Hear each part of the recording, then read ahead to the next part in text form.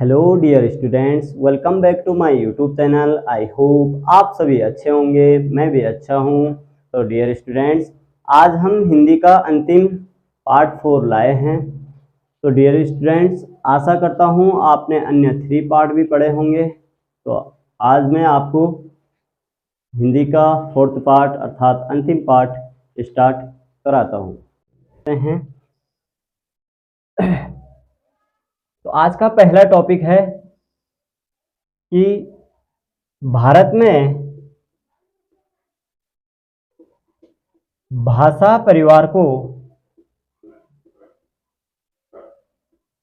कितने भागों में बांटा गया है। भारत में भाषा परिवार को कितने भागों में बांटा गया है।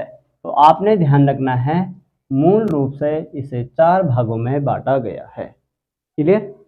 तो आपने ध्यान रखना है कौन से वो 4 भाग हैं जिनमें भारत के भाषा परिवार को बांटा गया है। डियर स्टूडेंट्स, पहला पॉइंट आपने ध्यान रखना है भारोपीय भाषा। ठीक हो गया। नेक्स्ट आपने ध्यान रखना है द्राविड़ भाषा परिवार। क्लियर? नेक्स्ट आपने ध्यान रखना है ऑस्ट्रिक भाषा परिवार। और अंतिम जो आपने ध्यान रखना है चीनी तिब्बती भाषा परिवार। ठीक हो गया। बात करूं मैं भारोपीय भाषा परिवार का, तो इसका जो उल्लेख है वो है 73%। उसके बाद द्राविड़ भाषा परिवार का उल्लेख है 25%। उसके बाद ऑस्ट्रिक भाषा परिवार का है, ये है 1.3%। और जो चीनी तिब्बती की बात करूं तो इसका उल्लेख है 0.7%। तो आपके लिए क्वेश्चन आएगा, सर्वाधिक है वो है भारोपीय भाषा परिवार का उल्लेख, कितना परसेंट? 73%। क्लियर? और जो सबसे कम है वो है चीनी तिब्बती, कितना है? 0.7%। क्लियर? नेक्स्ट आपने एक क्वेश्चन ध्यान रखना है, मैंने शुरू में भी बताया था आपको कि जो हिंदी है ये किस भाषा परिवार का है। तो आपने ध्यान रखना है जो हिंदी है ये भारोपीय भाषा परिवार का है। क्लियर? आगे समझ में।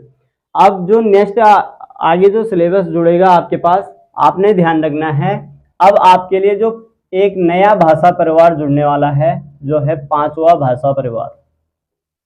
कौन सा? 5वां भाषा परिवार। ध्यान रखना, तो ये कौन सा भाषा परिवार है? ये है अंडमानी भाषा परिवार। कौन सा परिवार है आ जाएगा आपके लिए? 5वां अंडमानी भाषा परिवार। क्लियर?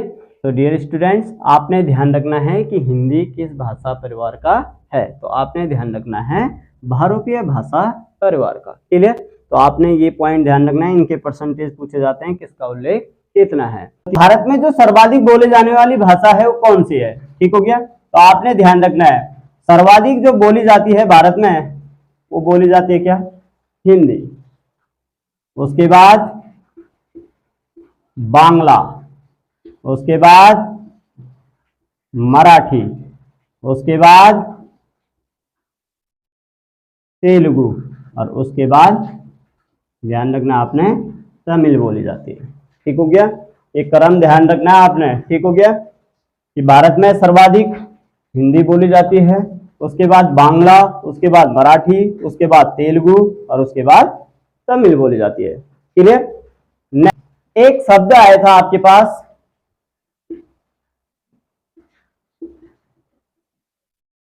खड़ी बोली। क्या आया था? खड़ी बोली। ठीक हो गया। तो खड़ी बोली को अन्य नाम से जो है वो कौन सा था? कौरवी। आगे सुन में क्या था? कौरवी। थोड़ा खड़ी बोली के बारे में डिस्कशन कर लेते हैं। यहां से इंपॉर्टेंट क्वेश्चन बनता ही बनता है। ठीक हो गया। देखो सबसे पहला पॉइंट, खड़ी बोली के प्रथम कवि। खड़ी बोली का सर्वप्रथम प्रयोग किसने किया? क्लियर? उसके बाद खड़ी बोली का प्रथम महाकाव्य। क्लियर। उसके बाद खड़ी बोली का प्रसिद्ध महाकाव्य। ध्यान रखना आपने, ठीक हो गया। खड़ी बोली से रिलेटेड खड़ी बोली का अन्य नाम जो कौरवी है, ठीक हो गया। और खड़ी बोली का ध्यान रखना जो मुख्य केंद्र है, खड़ी बोली का मुख्य केंद्र वो कहां है, आगे सुनना। तो पहला पॉइंट चलते हैं। खड़ी बोली के जो प्रथम कवि थे वो हैं आपके अमीर खुसरो। क्लियर। खड़ी बोली का सर्वप्रथम प्रयोग जो किया था ये किया था लल्लूलाल और सदल मिश्र। ध्यान रखना। क्लियर। उसके बाद खड़ी बोली का प्रथम महाकाव्य ये कौन सा है, प्रिय प्रवास। और एक प्रिय प्रवास के रचयिता कौन है, ध्यान रखना ये क्वेश्चन बार बार पूछा जाता है कि प्रिय प्रवास के रचयिता कौन है। तो ये है कौन, अयोध्या सिंह उपाध्याय। और इनका उपनाम है, ध्यान रखना इनका जो उपनाम है ये है हरियोध। बहुत बार पूछा जाता है क्वेश्चन में कि हरियोध के नाम से किसे जाना जाता है, तो ये कौन है, अयोध्या सिंह उपाध्याय। ठीक हो गया। इनकी जो प्रमुख अर्थात जो खड़ी बोली का प्रथम महाकाव्य है वो है प्रिय प्रवास। क्लियर। नेक्स्ट, खड़ी बोली का प्रसिद्ध महाकाव्य ये है प्रथम महाकाव्य और ये है प्रसिद्ध महाकाव्य। और खड़ी बोली का प्रसिद्ध महाकाव्य कौन सा है, कामयानी। और कामयानी की रचयिता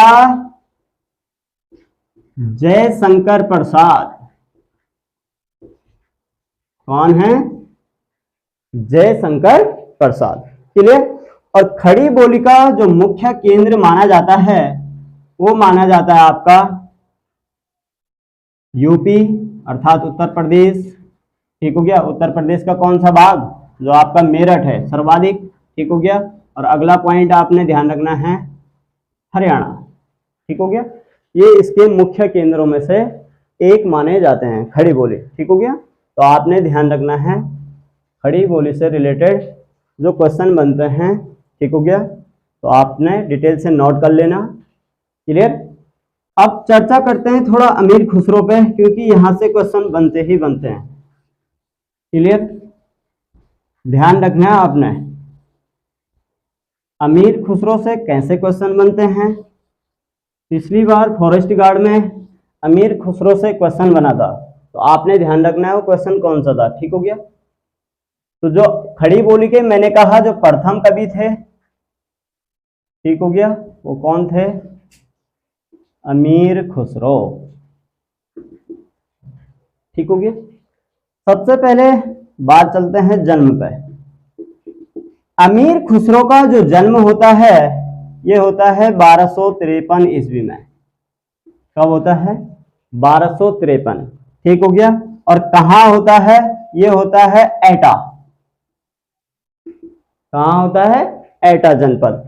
एटा जो जनपद पड़ता है ये पड़ता है यूपी में। और विशेष स्थान एटा जनपद उत्तर प्रदेश के कहाँ हुआ था, पटियाली में।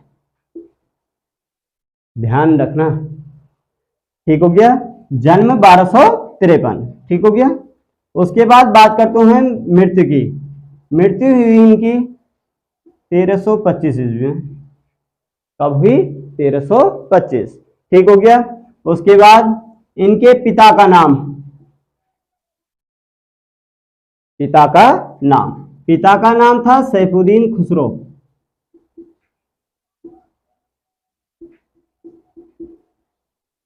सैफुद्दीन खुसरो। ठीक हो गया। उसके बाद नेक्स्ट जो पूछा जाता है इनके गुरु का नाम, अमीर खुसरो के गुरु का नाम। तो इनके गुरु का नाम जो था वो था निजामुद्दीन औलिया। क्लियर। मैंने कहा जो फॉरेस्ट गार्ड में पूछा गया था वो था अमीर खुसरो का जन्म, ठीक हो गया, और ये विशेष स्थान एटा, ठीक हो गया। और एटा जो जनपद पड़ता है तो उसका मुख्य स्थान जो उत्तर प्रदेश के पटियाले में था। क्लियर, ठीक हो गया। उसके बाद अमीर खुसरो का वास्तविक नाम,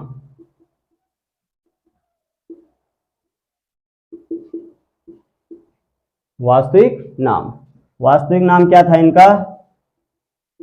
अबुल हसन, ध्यान रखना। क्लियर, तो आपने ध्यान रखना है अमीर खुसरो से रिलेटेड क्वेश्चन बहुत इंपॉर्टेंट है, ठीक हो गया। और इन्होंने एक वाद्य यंत्र की खोज की थी। कौन सा वाद्य यंत्र की खोज की थी इन्होंने? वाद्य यंत्र की खोज। तो वाद्य यंत्र की जो खोज की थी इन्होंने, ठीक हो गया। ऐसा कौन सा वाद्य यंत्र रहा होगा जिसकी खोज अमीर खुसरो ने की थी? तो आपने ध्यान रखना है और कमेंट करके मुझे ज़रूर बताना कि अमीर खुसरो द्वारा किस वाद्य यंत्र की खोज की गई थी।